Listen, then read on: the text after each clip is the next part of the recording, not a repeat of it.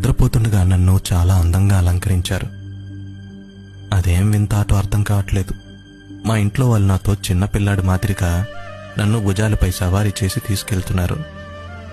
నేను కావాలి అనుకునే వాళ్ళు, నన్ను ప్రేమించే వారందరూ నా పక్కనే ఉన్నా వారి మనసులో నా గురించి ఏదో తెలియని ఆందోళన. అదేంటో కొంతమంది అసలు నేనంటే పడని వారు ఈరోజు నా పక్కన కూర్చొని ప్రేమను చూపించేస్తున్నారు. ఎందుకో అందరూ నేను పడుకొని ఉండటం చూసి చింతిస్తున్నారు. ఒక్కసారిగా గట్టిగా ఏడ్చుకుంటూ నన్ను పైకి లేపారు.